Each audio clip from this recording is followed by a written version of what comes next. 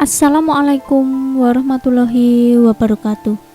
Jumpa lagi dengan channel Sejuta Kisah yang setiap hari selalu menghadirkan cerita-cerita menarik.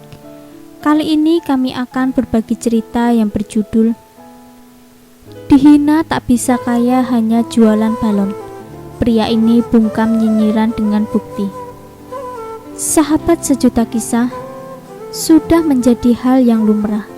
Kebanyakan orang suka menilai sesuatu dari luarnya saja.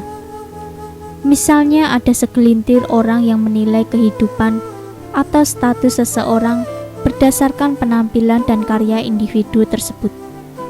Orang-orang seperti itu cenderung meremehkan pekerjaan seseorang, seolah-olah apa yang dilakukannya tidak menjanjikan pendapatan yang menggiurkan sehingga tidak memiliki masa depan. Begitulah situasi yang pernah dihadapi pria Malaysia ini ketika dia memutuskan untuk jualan balon untuk dekorasi pesta hampir 1 dekade lalu. Meski mendapat penghinaan dan kata-kata negatif dari orang-orang di sekitarnya, Zulhari Zainal Abidin terus melangkah maju dengan bisnis balonnya. Ternyata pria berusia 31 tahun itu berhasil membuktikan anggapan orang-orang selama ini bahwa pekerjaannya sebagai penjual balon tidak menjanjikan masa depan yang cerah adalah salah. Zulhari mengunggah video pendek yang diproduksi melalui aplikasi TikTok. Dia menceritakan kesulitan dalam perjalanannya sebagai penjual balon, hingga ia mengumpulkan lebih dari 5.000 retweet dan lebih dari 3.000 suka. Saya tidak ada niat untuk membuat video sedih. Ini hanya cerita perjalanan tentang pengalaman saya selama bekerja di bidang dekorasi dan jualan balon dari dulu hingga sekarang, ujarnya. Mengingat perjalanan karirnya, Zulhari mengatakan bahwa dia memperoleh pengalaman bekerja dengan perusahaan yang mengkhususkan diri dalam dekorasi untuk acara wisuda di kampus. Saya mulai bekerja di perusahaan pada tahun 2012 lalu. Dari situ saya mendapatkan banyak pengalaman dan akhirnya pada tahun 2014 saya mencoba untuk memulai usaha sendiri yang tidak jauh dari pekerjaan sebelumnya, yaitu berjualan balon untuk event-event. Biasalah, awalnya banyak suara-suara sumbang yang menghina. Ada yang bilang, jual balon sebiji 3 ringgit. Memang berapa orang yang mau beli? Kamu gak akan kaya jual balon saja. Memang sangat menyakitkan dan teringat sampai hari ini, terang Zulhari. Namun, tidak seperti perusahaan tempatnya bekerja. Zulhari melakukan inovasi dalam memasarkan balon-balonnya. Katanya harus menggunakan skill dalam berjualan balon. Jangan bertumpu satu saja.